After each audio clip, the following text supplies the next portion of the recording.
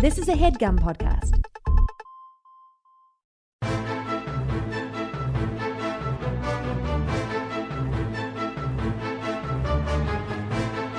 Hello and welcome to The Complete Guide to Everything, a podcast about everything. I'm one of your hosts, Tom. I'm Tim. I almost pointed at you to start the show, and then I remembered I start the show. In your defense, it's only been 14 years.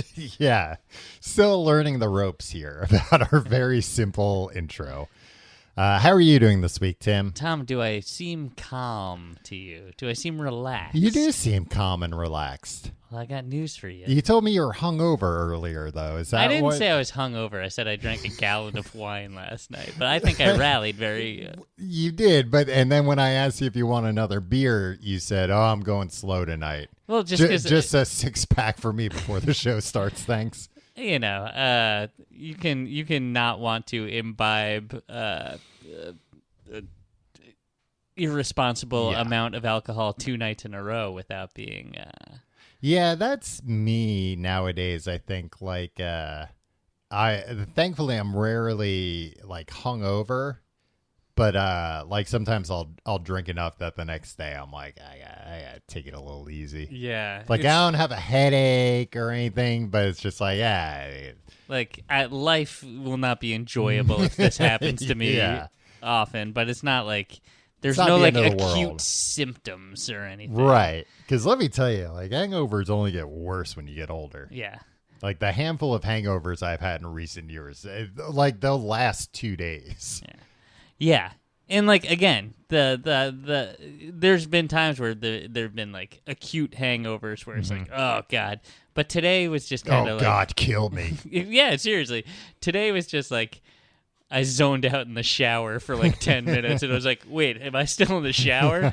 This feels nice. Yeah. And then that's more my wavelength. But Tom, that's not why you're calm. Yeah.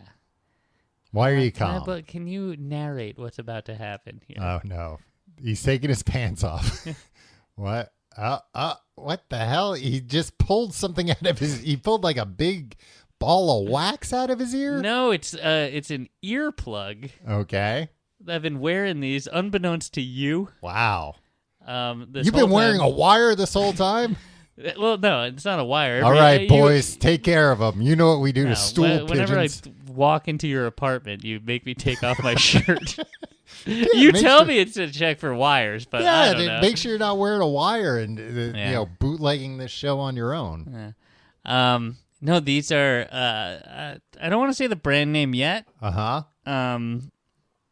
But because I don't remember the brand name, I think it's like Calmer is the product line. I was gonna say I feel like I've gotten Instagram ads. I got a lot of Instagram ads for it. Tom, this is not an endorsement, by the way. It is not an ad. It purports. They just arrived this morning. It purports to help you deal with misophonia, which is I definitely suffer from. We've talked about it for years on the show, which is like small noises bother you, like chewing, where you'll say things like I'll mention like how it's like fun to go to the movie theater and you're like, yeah, but all those monsters chewing popcorn, don't you want to just kill everyone? Yeah, don't you though? No, I don't have misophonia. And so I definitely, and then I've self-diagnosed myself ADHD, and it's supposed to help with that as well. Okay. All I know is, Tom, and this might be because I drank a gallon of wine last night. And in the thing, it's like, wear these as close to 24 hours a day as possible. Drink a gallon of wine beforehand. Yeah. Tom, I've been nothing has bothered me today. Like I've kept an even keel. Yeah. And you know what? Well, some people might be like, that's a placebo. Yeah. You know what? If it's placebo, it worked. Yeah. I'm all for placebos. Oh yeah. I mean, so is the scientific community. 100 different sugar pills every day. Well, I think if you know they're sugar pills, Tim, then you're just eating sugar. I know they're delicious though. Yeah. Why do they have to be sugar, huh? Because they go down easy. Yeah. Sweets. We love them, folks. I would think if I were in like some kind of controlled clinical trial, I would think, oh, well, this one's the placebo. It tastes like sugar instead of medicine. Right. Well, you're not supposed to chew them. Well, why do they have to put sugar in them at all?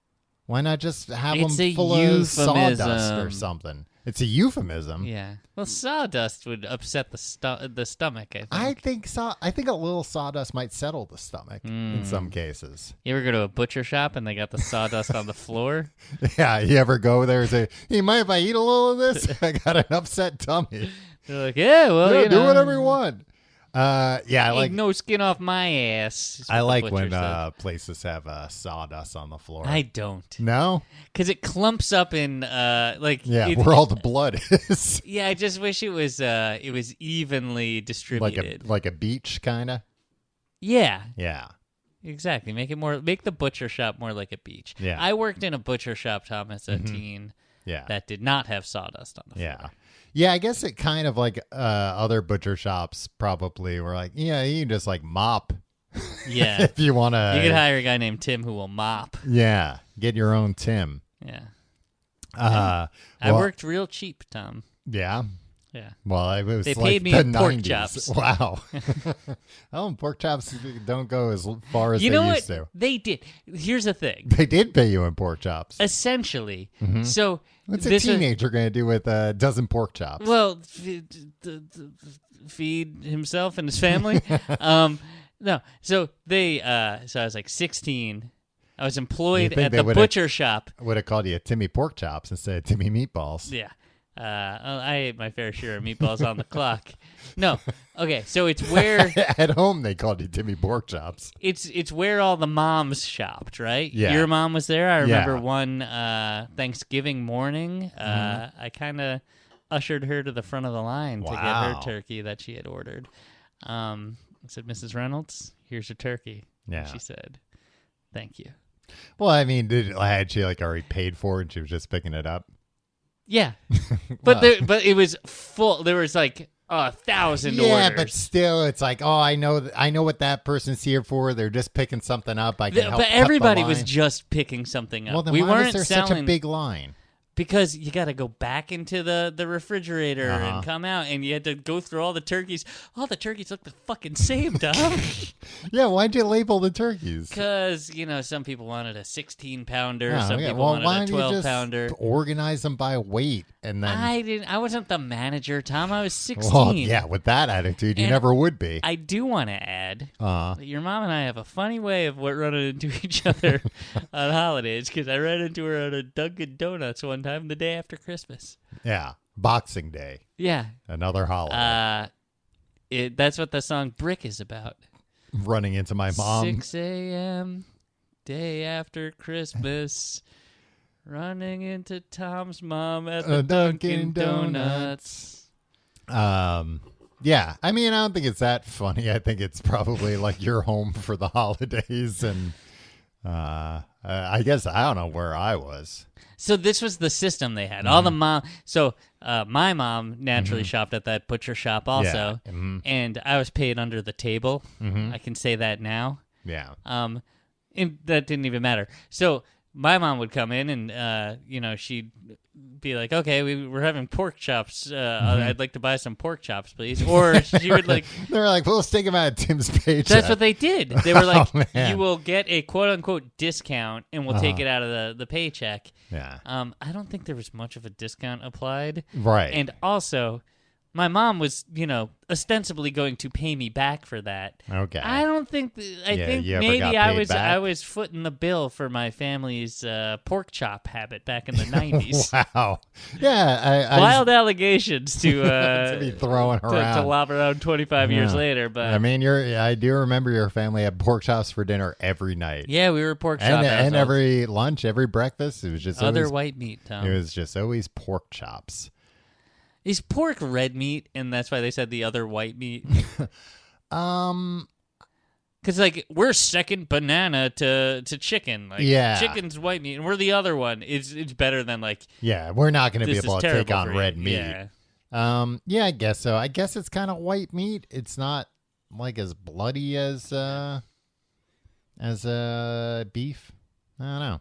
This is the kind of question I would ask you as the former butcher Been out of the shop game employee. for too long, Tom. So anyway, these earplugs are working real nice. Well, and I can't hear you, and that's a plus. Oh, I was going to say that it is a little bit of a problem. You've been screaming this whole time, Tim. The mic's just all in the red. Just I don't know how we're going to be able to fix this in post. Be able to sit near somebody eating a bag of potato chips. I mean, I'm not going to eat anything. You're always eating a bag of potato chips. It's not always just eating that. a bag it's of potato chips. That, chips. Tom. Okay. It's everything. It's me getting distracted. I'm less distractible. Right.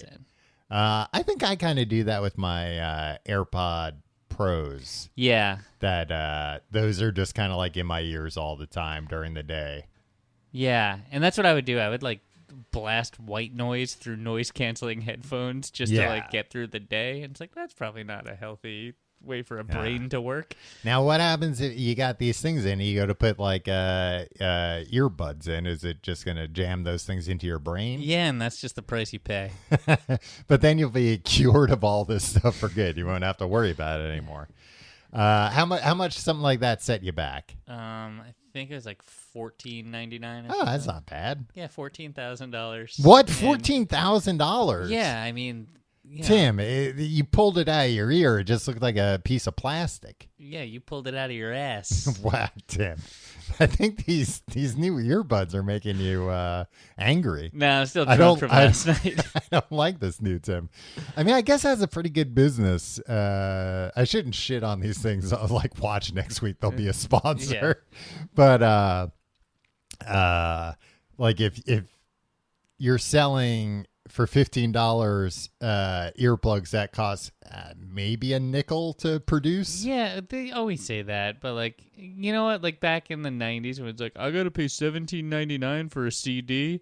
It's just a piece of plastic. Uh-huh. It's like, it's 5 cents worth of plastic. It's like, yeah, but like they put a lot of money and talent into what's on the CD. Right. And there's a lot of money in developing these things, bud. It just kind of looked like a earplug with a hole in it. Probably they got a bunch of factory defects at a deep discount. From what I understand, this is science-backed technology that they're incorporating into this. That's what everybody says. It's all horse shit.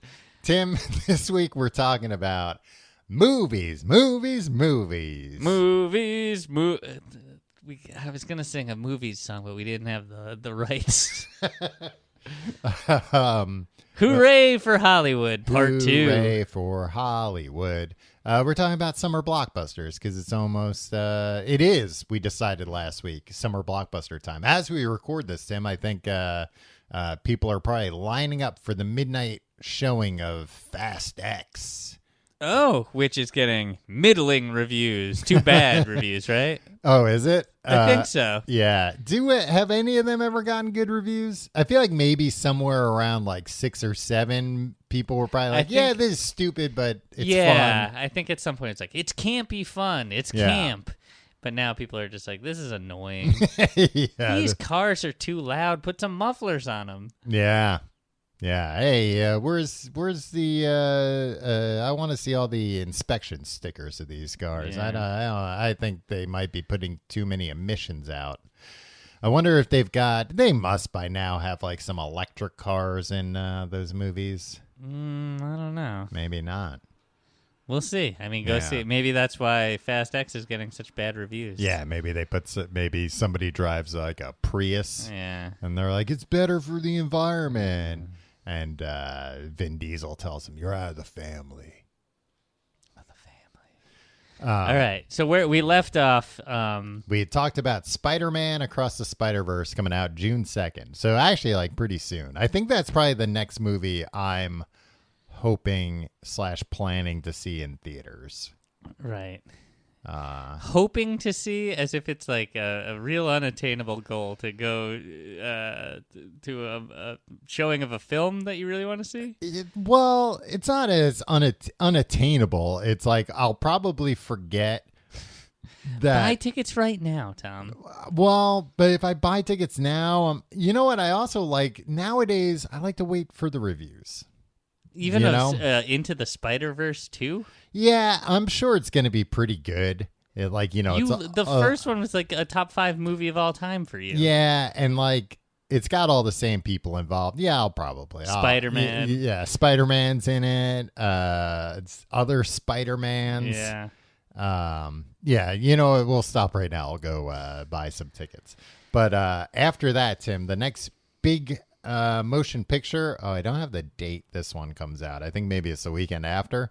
Transformers: Rise of the Beasts. AKA, how many Transformers movies do you think there have been? I'm going to say 11. No. This will be the 7th Transformers movie, which is why I put 7 in a little parentheses there. Here's the description for that. Thanks to RottenTomatoes.com. Thanks to the success of 2018's Bumblebee, so that's 5 years ago. Yeah, I saw part of that film in a barbershop. Was it a bootleg version of it? Yeah, of course, yeah. We have another throwback Transformers flick in Rise of the Beast, which takes place in the 1990s and sees another human ally played by In the Heights' Anthony Ramos teaming up with the Autobots, known as Maximals, in their war against the Predacons and Terrorcons. What the hell's going on? I mean, I think to their credit, I think they're being like, I'm not too familiar with like that. I loved the Transformers cartoons when I was a kid, but like I loved it as a kid when I was like too little to know anything beyond like it's a truck and it turns into a robot. Right. That's great. Very cool. But like watching the cartoon, I think a lot of it went over my head. Yeah, it was very all the subtleties really. Well, it's just kind of like I don't know, or maybe it didn't go over my head, but there was just like no real story. Yeah, it was just there are bad guys and there are good guys, and they're always fighting each other. But I think to the Transformers franchise credit, the more recent Transformers, I think they've, gone back to the toys, and I'm sure there are Maximals and Predacons. Right. And it's just like, yeah, we'll put those in here. I remember like the Beast Transformers. You remember those? Like in the 90s, there were a lot of commercials. Yeah. Like we were too old by then, I think, but I remember commercials. Beast like, Wars? Yeah, like Beast Wars. Yeah. I'm a tiger. I'm a fucking... horse. There was a horse in Beast Wars? Yeah, he was one of the beasts that everybody hated. Yeah. You never see horses as villains and things. I think they should change that. Yeah. And like bad guys have horses, but but the horses aren't. Yeah, they don't blame. They don't put the onus of the bad behavior. Yeah, and on you the feel horse. bad when it's like the bad guys come in. What should we do? Like shoot his horse, and then they shoot the horse, and the bad guy goes flying. It's like, that poor horse. That horse probably loved that guy. It's like that guy gives me like carrots. Well, then he's bad. And sugar. Yeah, the horse was just following orders. The horse doesn't understand. Like, that guy's like committing genocide. They're just using you to humanize him. There's no excuse, Tom. Yeah, well, you're always anti-horse. I am always anti-horse. If you ever make a motion picture franchise, maybe we'll have a shot at a horse being the Thanos of everything. Freaking kicking people in the head till they die with their hooves.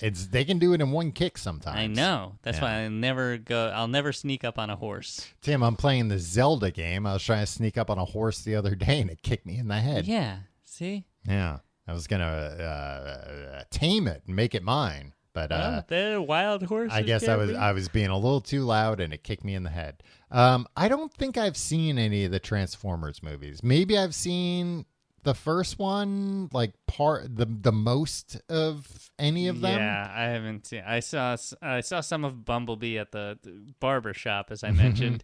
But other than that, I don't think I've seen a minute of these things. Shia LaBeouf's in them, not this. But it's one of those things where it's like I don't think he's been in them for like a decade. Yeah, they've just made so many of these for so long at this point.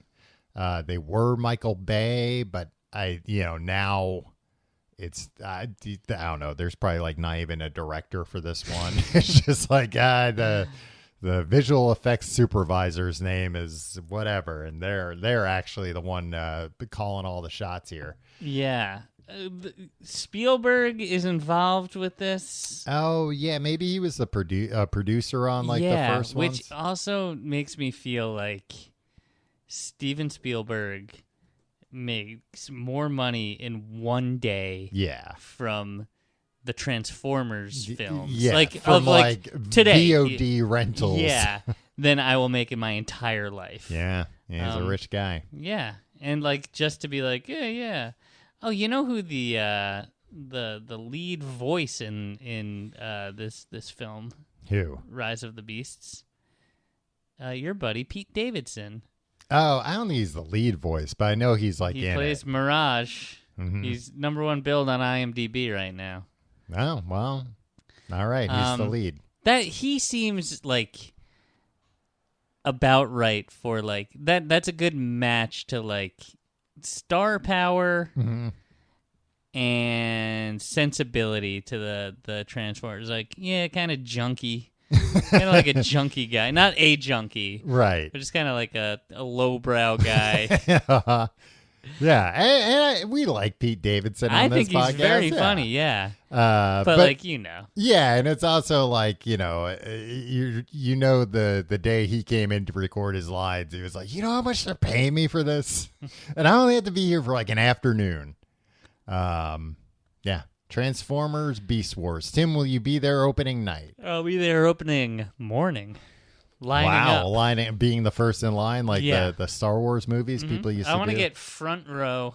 Well, front row is not necessarily the best front seat. row all the way over to the right. I had a seat in the second row to see Guardians of the Galaxy Volume 3. But I feel like nowadays, it's probably not all movie theaters, but all movie theaters that are the restaurant/movie theater combo, they don't put the seats as close to the screen as other places. Also, these places are not, it's not pack in as many seats as we can because we got big crowds coming all the time. Yeah. Seeing in the second row is fine. Not a bad experience at all. But Transformers. This seems like the Transformers franchise seems like it must be one of those franchises that's just huge internationally. Oh, right? I'm sure. That's just very easy for them to do the voiceover because, I guess it's somewhat animated, but do their lips even really move the way, they're robots, whatever.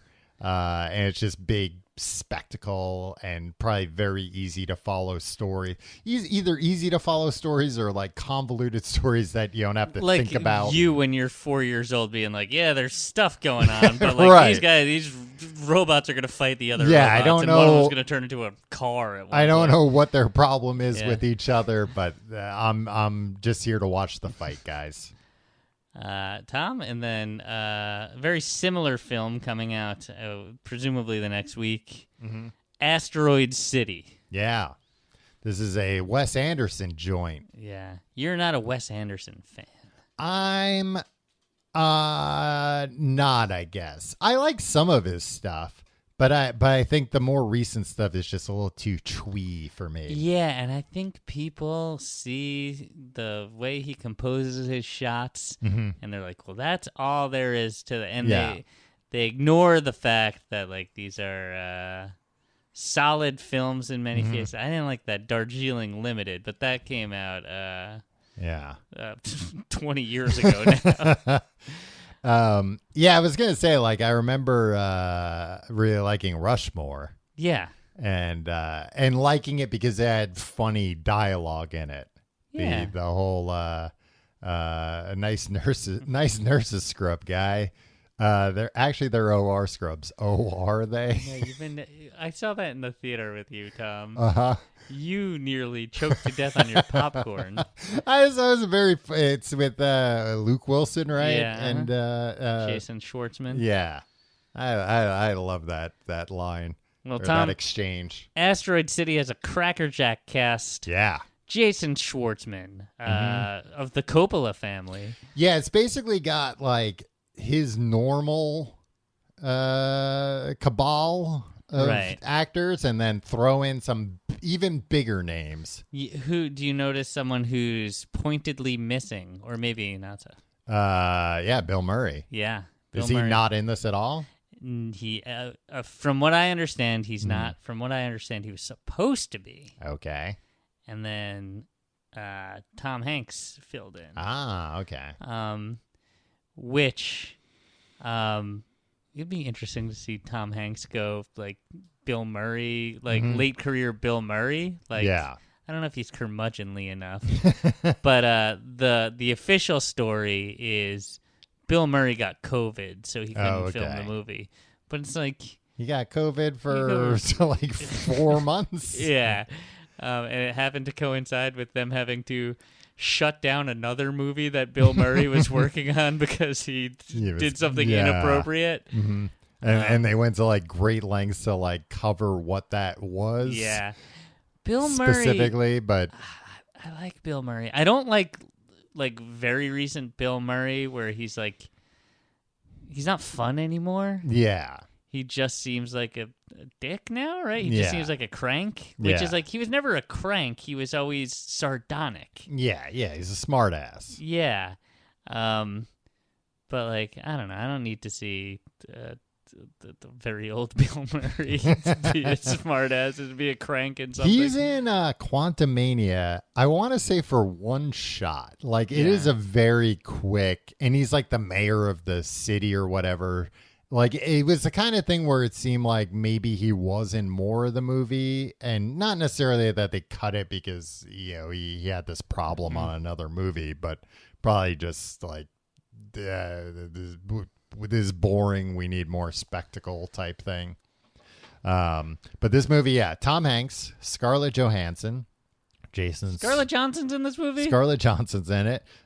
Jason Schwartzman, Bryan Cranston, the Cran Man. Yeah. Edward Norton, not the one from The Honeymooners. Ralph Cramden. Steve Carell. Bryan Cranston, Ralph Cramden, Ed Norton. Steve Carell, Hong Cho, and Margot Robbie. Yeah. Not to mention Matt Dillon. Oh, Matt Dillon's in it too? Yeah. From Entourage. And William Dafoe.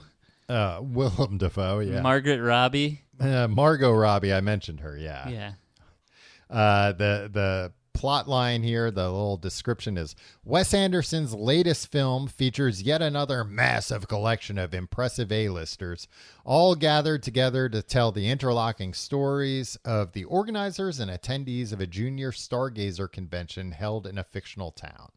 So it's like kind of sci-fi, and it's like 50s sci-fi, like 50s aesthetic at least. Yeah.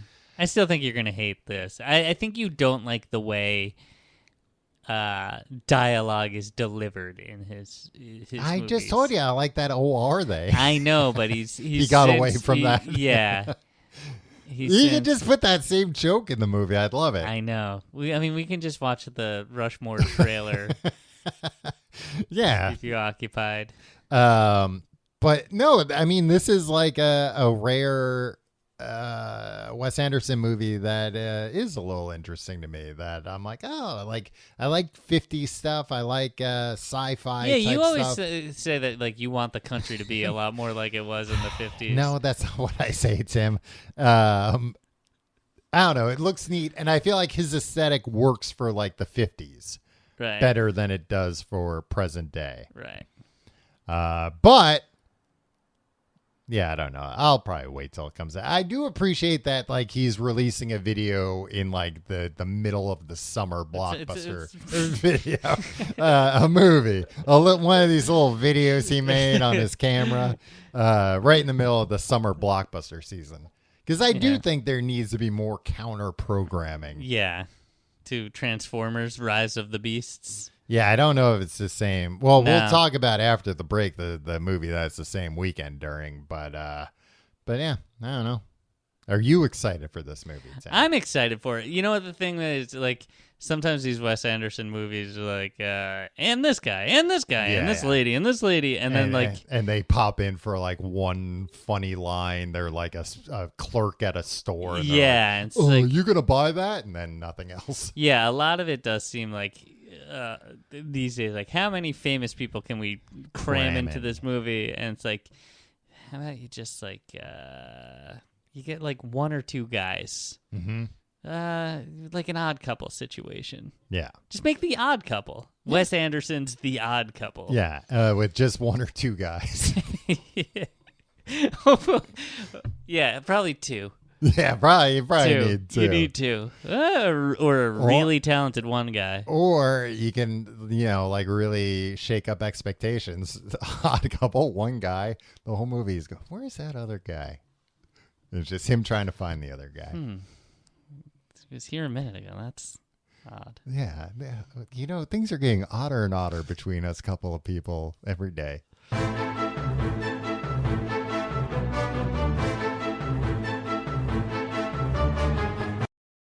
Tim, the next movie on the list, The Flash. The Flash. After a number of delays and rather public behind-the-scenes controversies involving its star, DC finally gives us The Flash, which follows Ezra Miller's Barry Allen as he uses his powers to change the past, only to realize his actions have had disastrous effects in the future, and he must figure out a way to save the world. Wow. I like this movie better when it's called The Butterfly Effect, starring Ashton Kutcher.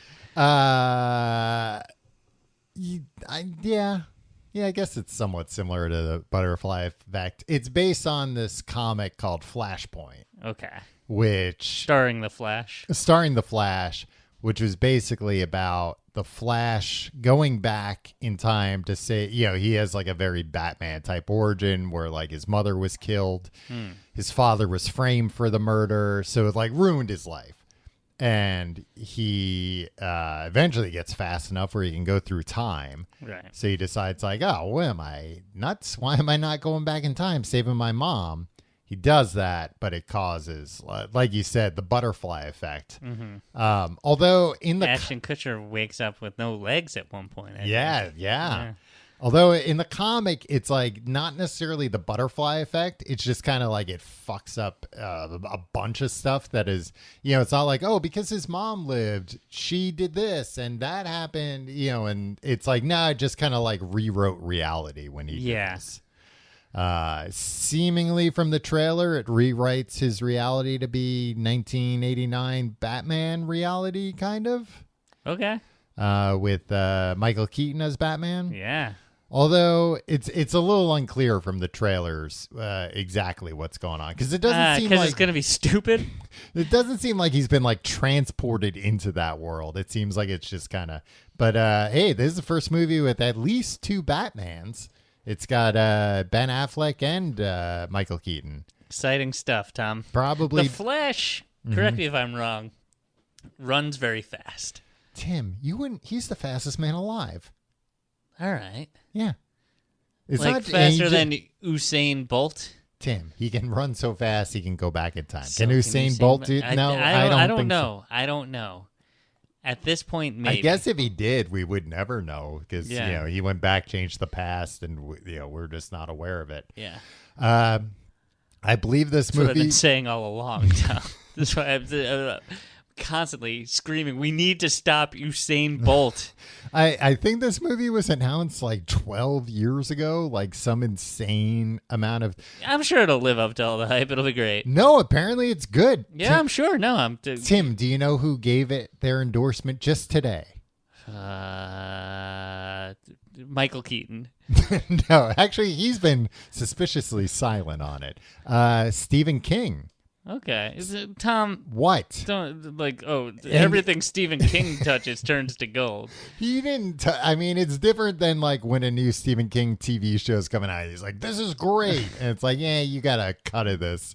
I don't think he's got any hand in it. Apparently, he was just shown like an early screening. Okay. A bunch of people were. Tom Cruise was given an early screening, and he loved it. Wow, Tom Cruise. Yeah, he.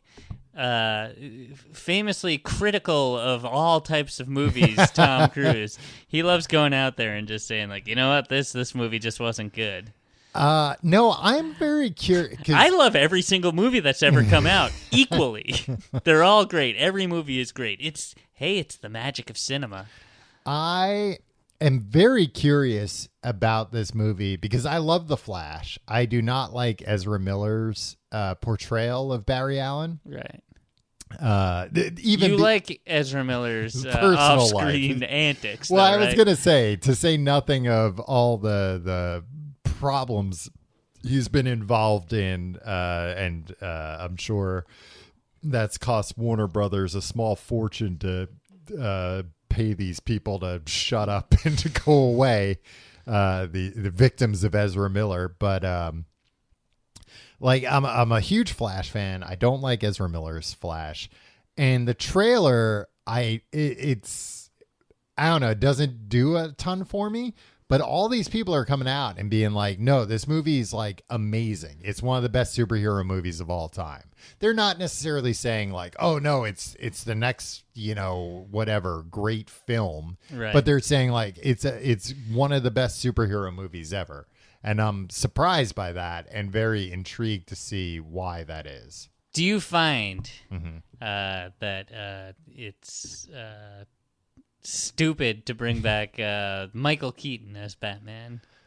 Or are you just like, no, he was Batman when I was a kid, so this rules? I mean, and also, like, I can't fault you for this. That's all these movies are. It's just to make you feel like a kid again, Tom. Yeah. No, I don't think to make you feel dumb for 2 hours. I don't think dumb and powerless.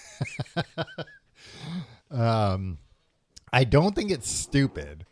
Or dumb to bring Michael Keaton back. Apparently, like before, he was really happy and said it was really good. He was really happy to get a paycheck. I think Michael Keaton. Michael Keaton does not need the paycheck, my friend. I think Michael Keaton was probably happy to come back just because there have been multiple Batmans since him. Right. So now he gets to come back and be like, no, it's me. I'm Batman. Right. Like, do it again. Because he does seem to have that kind of like attitude about the role. That basically, like, look, I was technically not the first movie Batman because there was an Adam West Batman movie. Good movie. But like the first modern Batman. So I think for him to be able to be like, and now I'm back to like remind everyone I think established Michael this Keaton role. gives a shit? Yeah. Why do you think he doesn't? You does. always think like nobody who makes any of this stuff gives a shit. Michael Keaton? Yeah. Does not give a shit. He doesn't watch these movies. Do you think Michael Keaton has watched the Snyder Cut? No, but I think Michael Keaton probably has enough of like an ego think to be like, he threatened a journalist's life to get the Snyder Cut released, or an executive's life. Maybe he's a Zack Snyder stan, yeah. But I know this was there was a whole different plan apparently before Warner Brothers got sold to Discovery, and then subsequently brought in what's his name to run DC. The Guardians of the Galaxy guy. Jimmy Gunn. And that plan included that scrapped Batgirl movie had Michael Keaton in it. Right. He was in it. And they were going to establish Michael Keaton as like the new Batman which I do think is like a bad idea. They apparently were going to make, or they were talking about making, a Batman Beyond movie, which could have been cool to have him play like the grumpy old Bruce Wayne to like a young new Batman. But I think having him as like the main Batman, it's like he is an old man. Like at some point, look, I know Ben Affleck isn't capable of doing all these things either, and is also kind of an old man at this point. But chalk this up to I'm sorry I asked. But yeah, I'm excited to see The Flash. It's crazy because I remember when this movie was announced. People were mad because I think it was announced like the week that the Flash TV show premiered. Right. So people were kind of like, oh, that's like fucked up. Like a new guy just started this role and you're coming out and being like, well, guess what? There's going to be a different guy. Like you're not really being respectful to somebody currently playing the role. You're not being respectful to the Flash. Yeah. And he deserves respect. Respect the Flash. He runs extremely fast. But I think it's very funny that there was all that talk about like this is going to be very confusing to the average person, why there are two actors playing the Flash and why they're different. And fast forward, the Flash is ending its 9th and final season before this movie even comes out. Yeah. That it's like, oh no, this was just crazy that it took that long. They had like just one of those like new directors every few years with a new vision and just nothing. Who is directing this film? Anthony Muschietti, I think his name is. He's like a horror.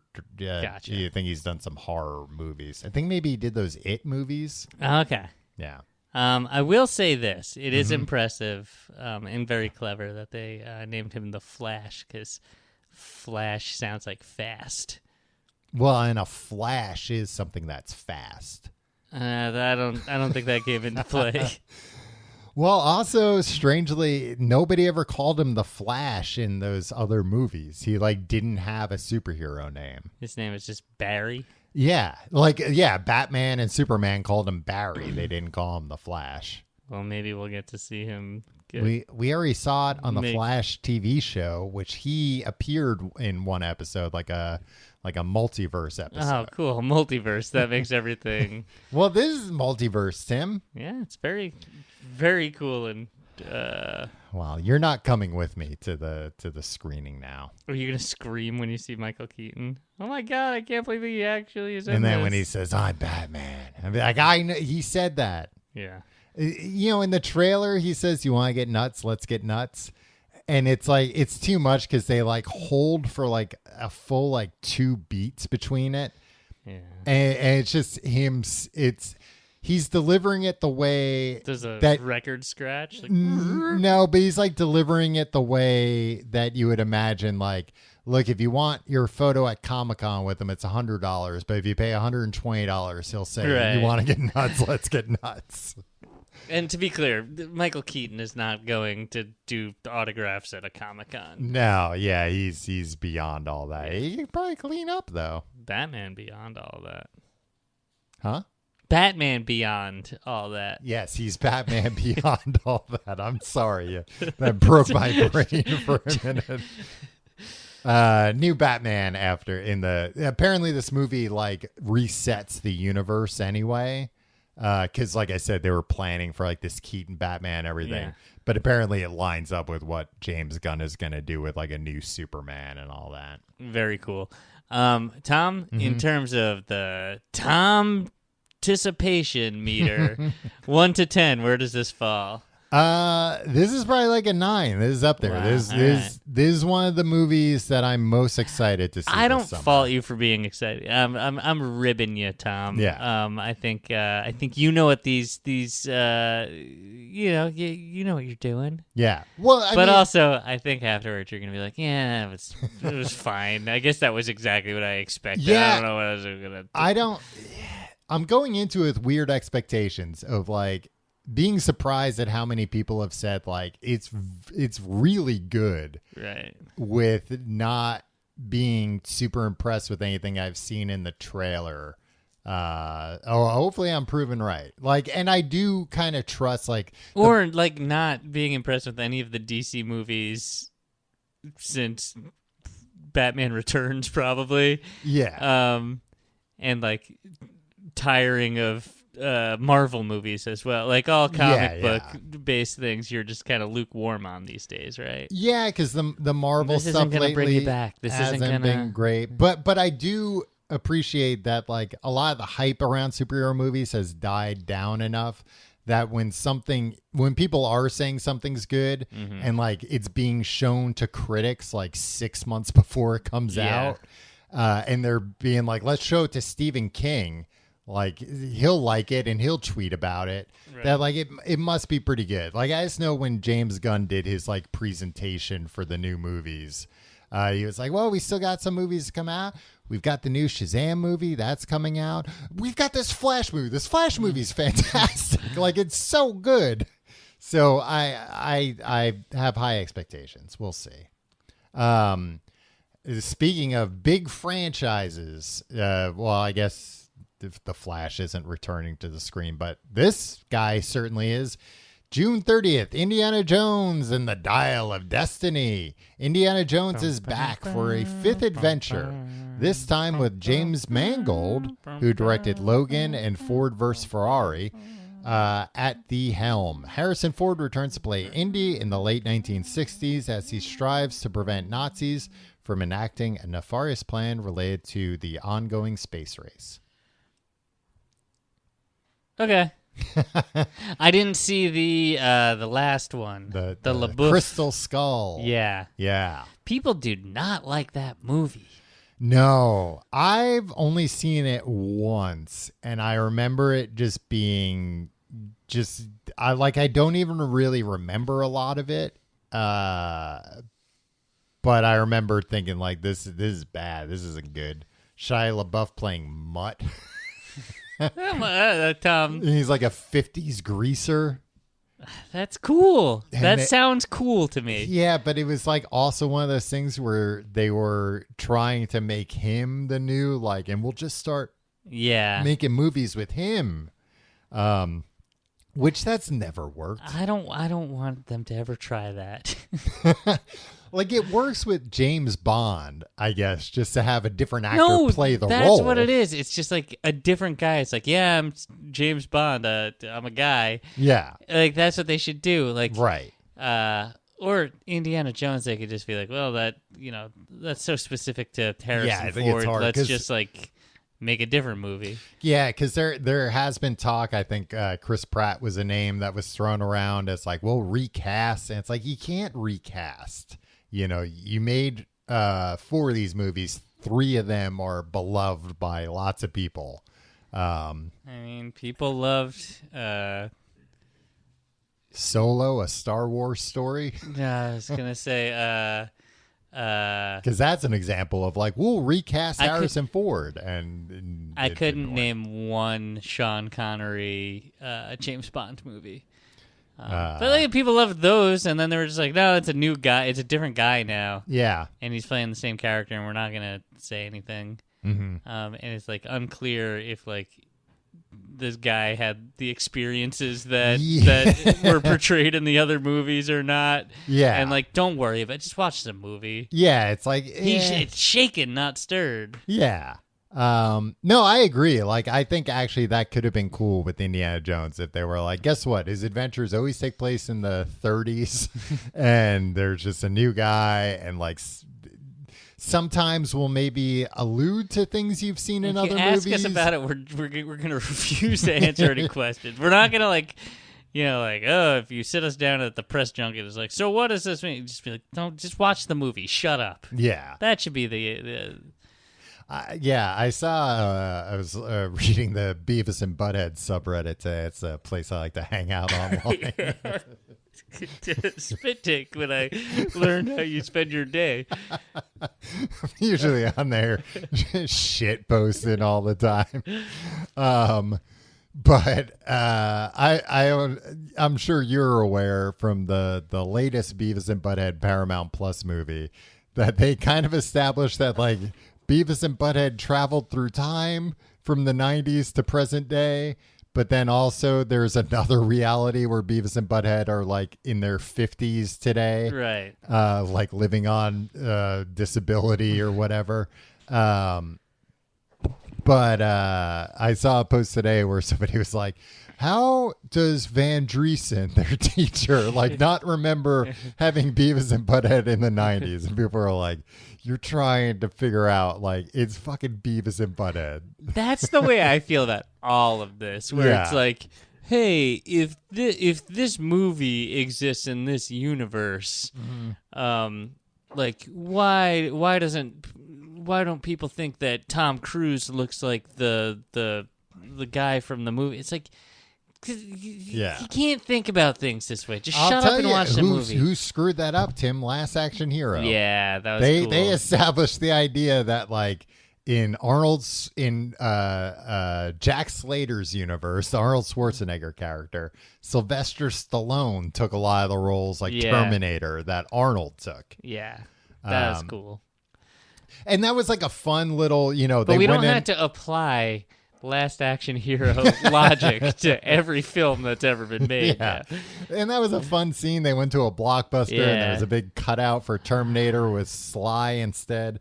But yeah, and it's different for comic book movies because that's like part of it. Yeah. But yeah, people get into it with regular things and it's unnecessary. Yeah. Although I will say, and look, Tim, this isn't an episode of Books the Podcast where we're reading. It's not TV, it's HBO.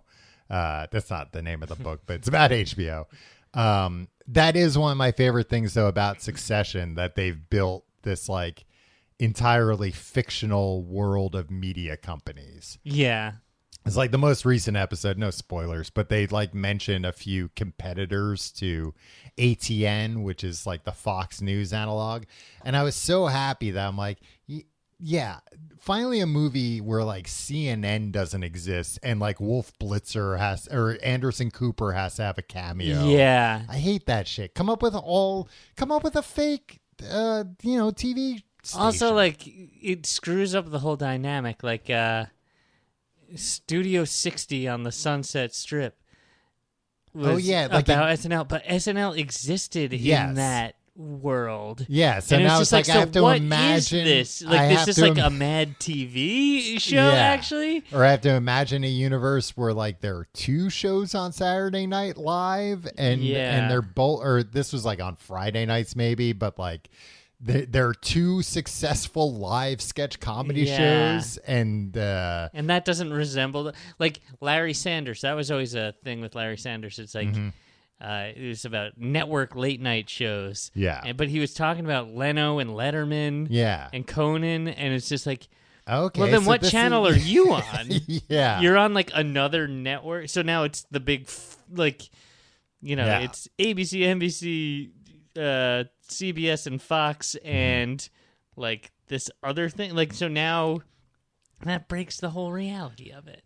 Yeah. I mean, you're going to hate this, but that's like kind of how the DC Comics universe works. That like, Gotham is clearly New York and like Metropolis is clearly Chicago. But in the DC universe, Chicago and New York exist.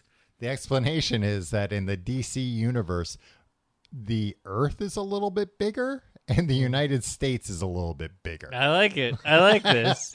So that's how they explain. I don't need to know that, by the way. Like, also, like, I will be accepting of, this is the reality we're portraying. Like, you don't have to reconcile, like, the scientific reason for it, But I appreciate that. I like when... Because that's very dumb, and I like how dumb that is.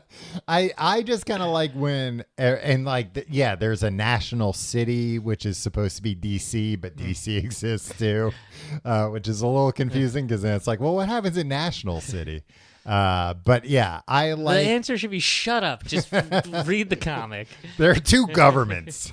But I like when they just like whole cloth replace everything in a universe with fictional versions. Yeah. I think it just gives more freedom because then it's like, well, this doesn't have to be a one-to-one.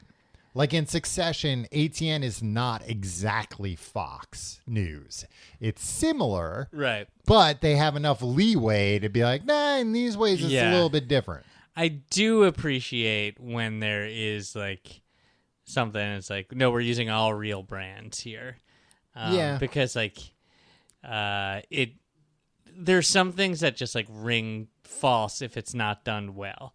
I don't want to talk about this movie again. So Indiana Jones, Tom, you know what I'm gonna have? What? I'm gonna have a big bucket of popcorn while you watch it. I'm gonna have an Indiana Junes in preparation for this. In June, I'm gonna watch all the Indiana Jones movies. I love the first three. I love the first one. I think they're all coming to Disney Plus like at the end of the month, as well as the Young Indiana Jones Chronicles. Oh yeah. Look, I like these movies. I never saw the fourth one. I thought I think of the core three. Yeah, Temple of Doom is the weakest, but like it's still a fun romp. I know it's problematic in some ways. I'm gonna watch it and judge for myself, and I'm gonna watch freaking Crystal Skull. Crystal Skull. Yeah, I'm I plan gonna on see the dang Dial of Destiny. I plan on also rewatching all these movies and going to see Dial of Destiny. I mean, James Mangold. Have you seen Ford versus Ferrari? I have. Yeah, have do you like it? No, I haven't seen it. It was long. Yeah, there was cars. Matt Damon. Yeah. Yeah. Can't go wrong with Damon. But I liked Logan. It was a good movie.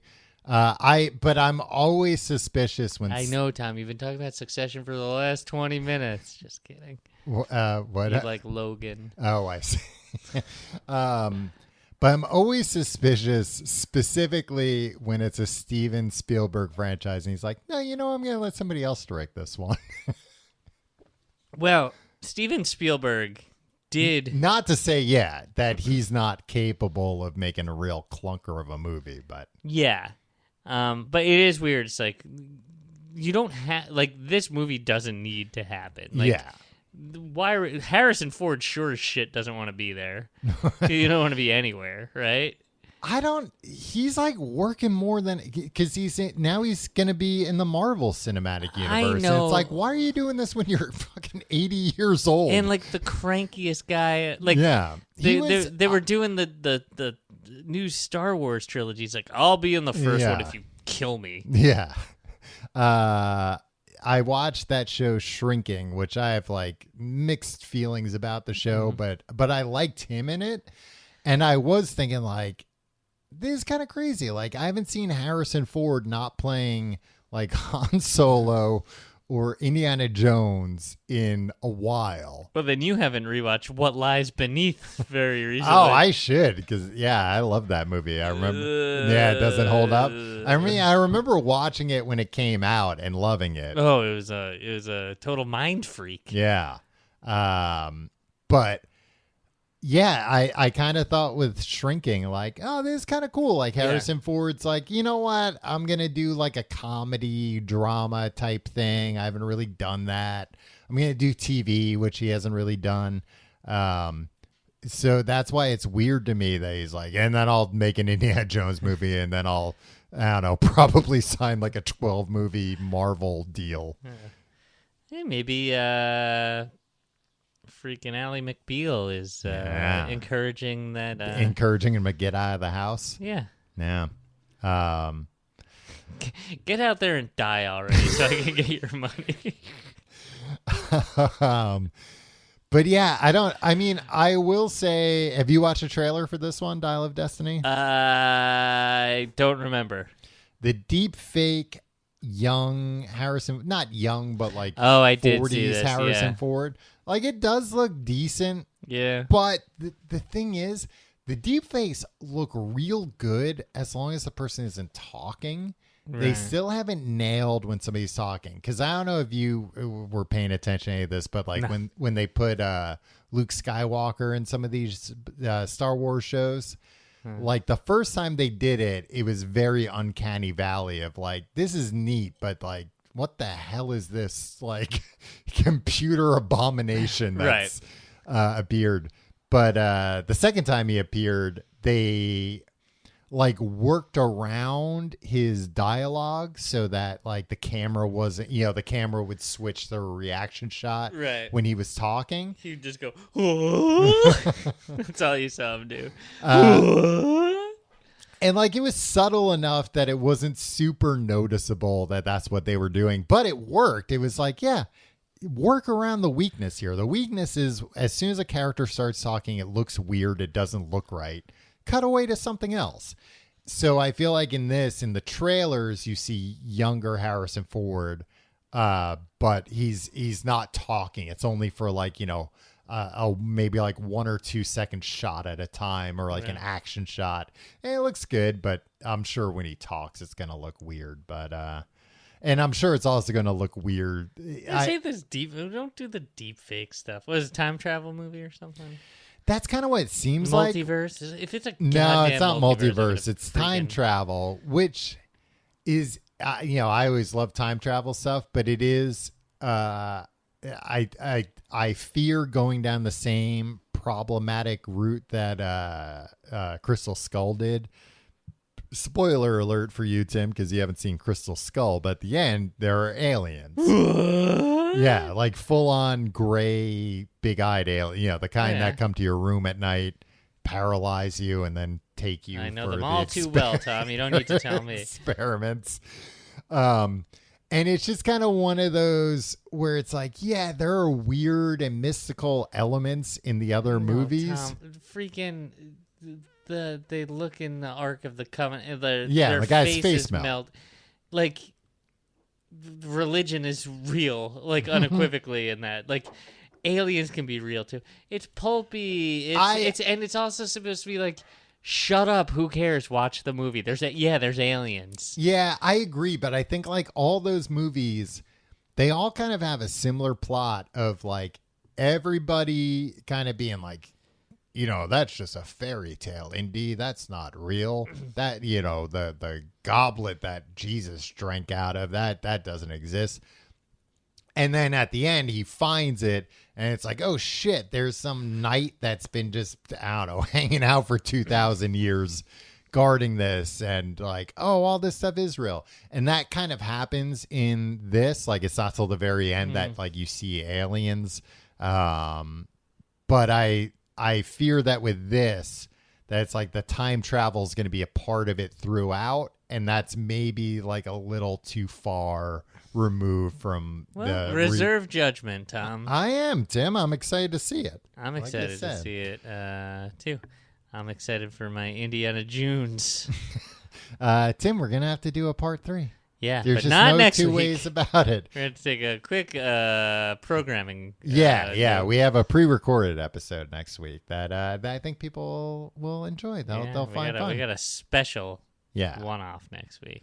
And hey, if you like the show, subscribe. Leave us a review on iTunes. Or Apple Podcasts, not iTunes. What am I, from 20 years ago?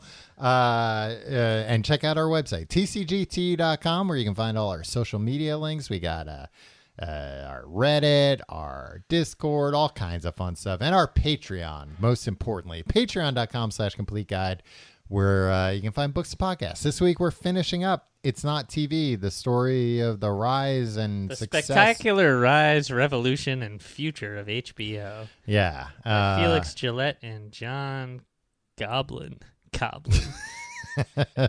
Tim, you're going to scare people off from subscribing to the Patreon. You get all those episodes. You get the new one. You get all the back Patreon episodes. It's a fantastic deal. Patreon.com/complete guide. You can follow me on Twitter and Instagram at Tom Reynolds. Follow me at your pal Tim. Yeah. Yawning. Wow. You're gonna get so many more, because people are gonna be like, wow, he's cool. He doesn't even give a shit if people follow him or not. He's the Harrison Ford of podcast. I am the Harrison Ford of podcast. No, I was yawning, and I think that signals how boring I am on social media. I don't post on Twitter. Yeah. And the only posts I make on Instagram are for close friends only. So if you follow me on either of those, don't expect any content. Well, or maybe try and become one of Tim's close friends so you can watch stories of his little boy. Just for close friends, though, so you gotta... I don't want those leaking, you see. Yeah. The paparazzi will have a field day. Exactly. All right. Out of all the movies we talked about, I said I'm the most excited for The Flash. What are you the most excited for? Let me just go back. We covered 3 movies. Hypnotic. Oh, no. Hypnotic came out last weekend. I think it's out of theaters already.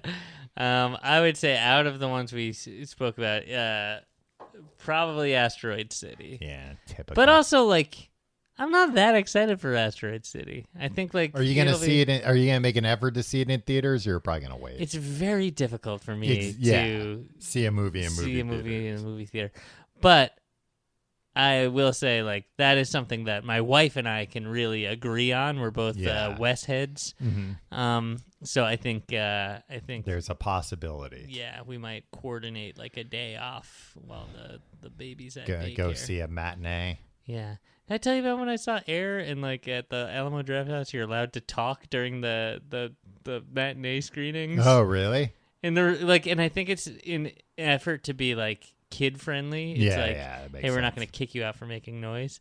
But there were no kids in this, but it was just people being like, hell yeah, Michael Jordan.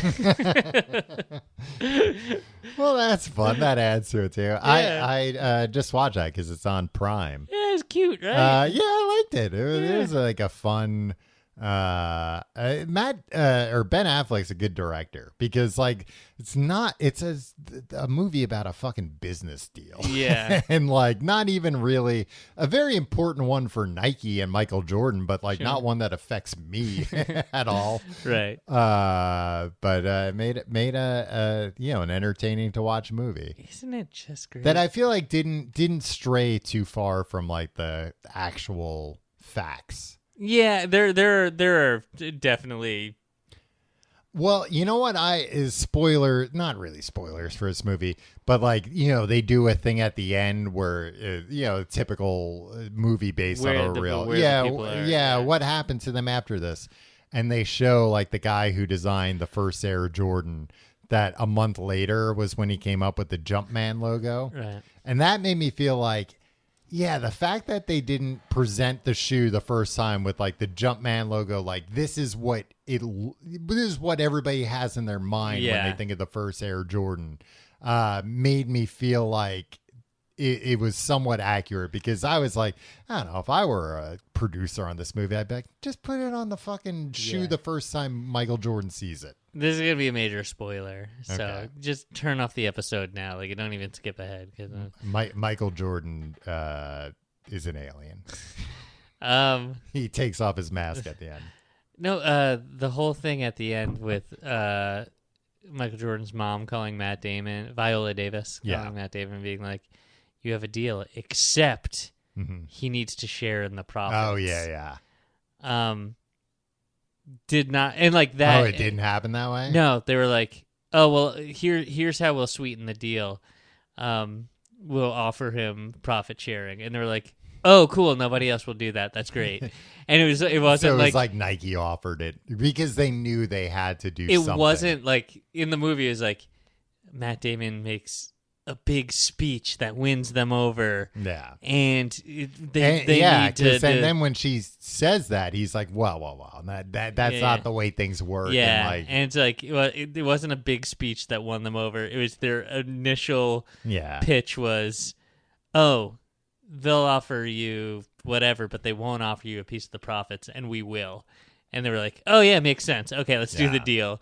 So, like, that renders like the last hour of the movie like inaccurate. But like, who cares? Yeah. I'm out there like, what I really like to do is learn the actual thing that happened here. Yeah. Who gives a shit? I don't know. Make it decide fun. if I want to buy Nike stock or not. Yeah, make it fun. Well, yeah, and it has just like a lot of like fun to watch actors. Like Matt and Ben are always fun. Viola Davis is like, she's in a lot of great things, but like sometimes she'll pop up in a bad thing, and you're just like, oh, okay, at least I'm gonna like get to watch a scene that's decent because she's in it. I thought the guy that played the designer, I don't know his name, but I've seen him in a few things. He's fun. Oh, I think everybody's great. Yeah.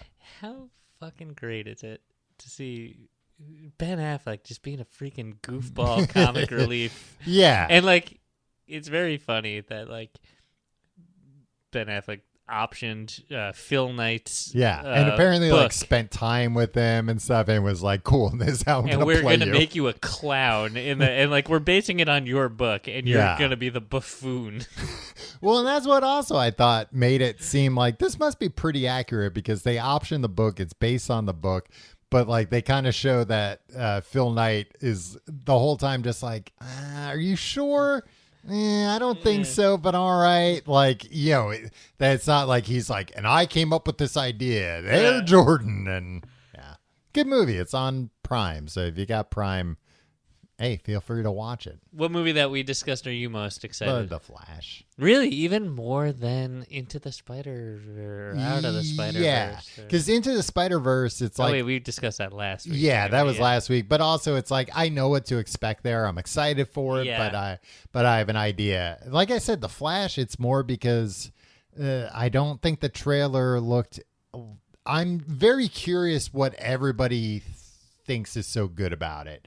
And I think it's probably just like, oh no, it like follows I don't know, filmmaking tropes that make this like a satisfying, like you identify with the protagonist, which I feel like so many comic book movies lately, it's like they're, I keep talking about Quantum Mania, but it's like, Paul Rudd, he's great. And like, he doesn't really get to be Paul Rudd in it.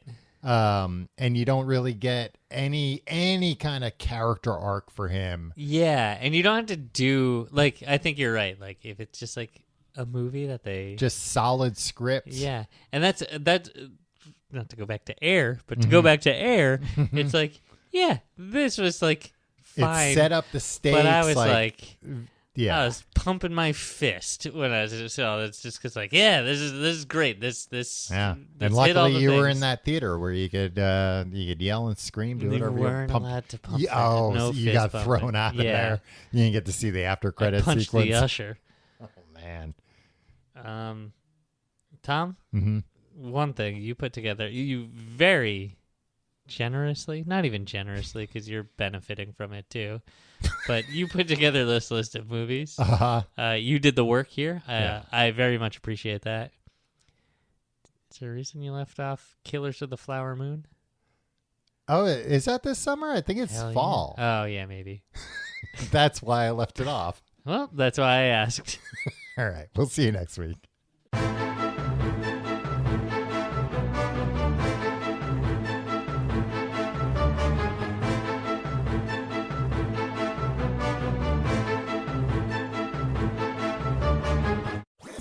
That was a HeadGum podcast.